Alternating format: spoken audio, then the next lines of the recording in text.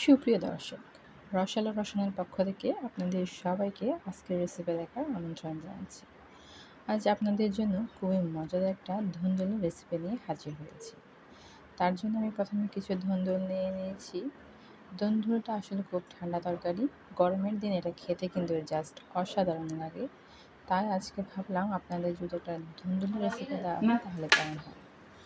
ধুন্দুলগুলো প্রথমে আমি একটা কাটারের সাহায্যে খোসাটা ছাড়িয়ে নেব, আর এটা আস্ত ধুয়ে ফেলতে হবে। আসলে ধুন্দুল যদি কেটে আপনারা ধুতে যান তাহলে যেটা হয়, ধুন্দুল অনেক সময় পানি ঢুকে যায়, আর রান্না করতে গেলে অনেকগুলো পানি বেরিয়ে যায়, এটা খেতে কিন্তু খুব একটা ভালো লাগে না।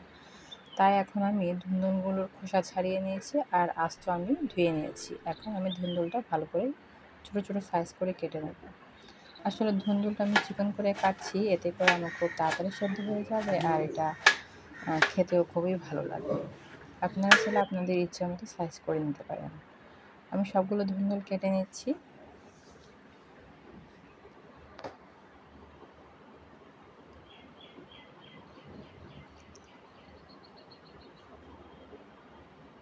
আমার ধুন্দুলগুলো মোটামুটি কাটা হয়ে গেছে। এখন আমি চুলে একটা প্যান বসিয়ে দিয়েছি, আর আমি একটা পেঁয়াজ আর কিছু কাঁচামরিচ কেটে দিয়ে দেব।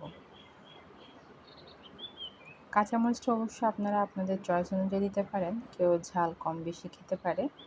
আমি কাঁচামরিচ যেভাবে ফালি করে দিচ্ছি, পেঁয়াজ আর কাঁচামরিচ আমি তেল গরম হয়ে আসলে আর একটু হালকা করে ভেজে নেব। সামান্য ব্রাউন কালার হয়ে এলে আমি দিয়ে দেবো কুচি কুচি করে রাখা আলু। আসলে আজকের রেসিপিটা আজকে যে ধুন্দুলটা রান্না করছি সেটা আমি আলু দিয়ে রান্না করব। তাই আমি আলুটাকে প্রথমে কিন্তু ভেজে নিচ্ছি। আমার মোটামুটি ভাজা হয়ে গেছে। এই পর্যায়ে আমি কিছু চিংড়ি মাছ, 1 চামচ রসুন আর 1 চামচ পেঁয়াজ বাটা দিয়ে দিলাম, আর সেগুলোকে আবারও ভালো করে রান্না করব কিছুক্ষণ। আসলে এ পর্যায়ে আমি কিন্তু কোনো প্রকার লবণটা ইউজ করিনি, এভাবেই রান্না করে নিচ্ছি যাতে কোনো প্রকার পানি না ছাড়ে। আমি লবণটা পরে অ্যাড করব। দেখতে পাচ্ছেন আমি সবগুলো আবারও নেড়েচেড়ে রান্না করে নিচ্ছি। আমার আলুটা অলমোস্ট সেদ্ধ হয়ে গেছে। এই পর্যায়ে আমি দিচ্ছি শুকনো উপকরণগুলো। 1 চামচ হলুদ, 1 চামচ ধনে আর স্বাদ অনুযায়ী লবণটা দিয়ে আর একটু ভালো করে রান্না করে নেব। রান্না করা হয়ে গেলে এ পর্যায়ে আমি কেটে রাখা ধুন্দুলগুলো দিয়ে দিচ্ছি। আসলে আমি ধুন্দুলটা সবার শেষে অ্যাড করছি, কারণ হচ্ছে ধুন্দুলটা দিলেই সেদ্ধ হয়ে যায়। তাই আমি ধুন্দুলটা পরে দিচ্ছি যাতে করে কালারটা নষ্ট না হয়। আর আসলে এই ধরনের সবুজ শাকসবজি যদি কালারটা নষ্ট হয়ে যায় খেতে কিন্তু খুব একটা ভালো লাগে না।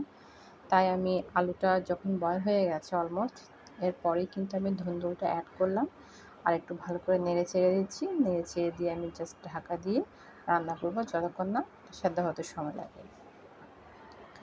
2-4 মিনিট পরে আমি ঢাকনাটা উল্টিয়ে দিলাম, আর দেখতেই পাচ্ছেন আমার ধুন্দুলটা অলমোস্ট সেদ্ধ হয়ে গেছে। আসলে ধুন্দুলটা সেদ্ধ হতে খুব বেশি সময় লাগে না, তাই এটা আমি পরে অ্যাড করলাম যাতে কালারটাও সুন্দর থাকে আর খেতে খুবই ভালো লাগবে। আসলে আপনারা অবশ্যই যে কোনো শাকসবজি রান্না করলে যখন যে সবজিটা সবুজ হয় সেই সবুজ শাকসবজিটা কিন্তু খুব বেশি রান্না করা যায় না, ওভার কুক হয়ে গেলে এটা খেতে ভালো লাগে না। তাই চেষ্টা করি সবসময় এটাকে সবুজ রাখার।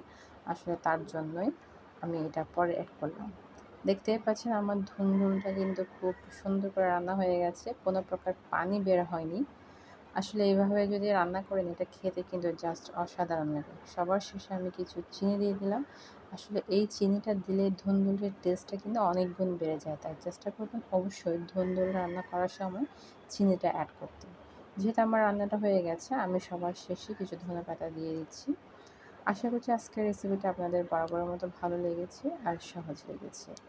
এভাবে আপনারা অবশ্যই একবার হলেও বাসায় ধুন্দুল ট্রাই করবেন। আর আমার চ্যানেলটাকে অবশ্যই সাবস্ক্রাইব করে নেবেন, পারলে নিয়মিত পাশেই থাকবেন, পারলে বেশি বেশি করে শেয়ার করবেন। দেখা হবে নতুন কোনো রেসিপি নিয়ে আগামী পর্বে অন্য কোনো দিন। ভালো থাকবেন, সুস্থ থাকবেন।